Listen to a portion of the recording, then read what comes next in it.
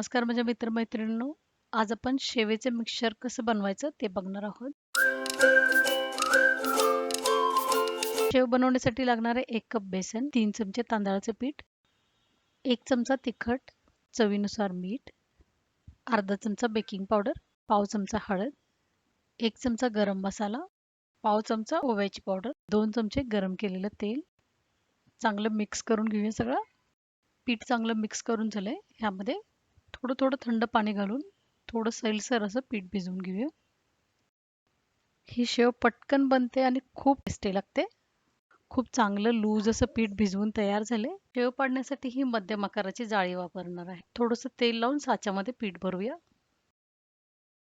साच्यामधून छान शेव बाहेर येते. मंद गॅसवरती तेल चांगलं गरम झाले. पीठ थोडंसं लूज आहे, त्यामुळे शेव लगेच पडली जाते. तेलाचे बुडबुडे थोडेसे कमी झाले की आपण शेवेला उलटवून घेऊया. खूप सुंदर दिसते शेव. शेवेला उलटवून घेऊया. दोन्ही बाजूने आपल्याला शेवेला चांगली कुरकुरीत भाजून घ्यायचं आहे.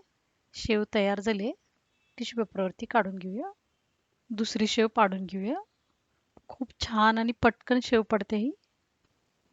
शेवमध्ये तांदळाचं पीठ घातल्यामुळे शेव खूप चवदार होते. सगळी शेव पाडून तयार झाले. थोडेसे शेंगदाणे तळून घेऊया.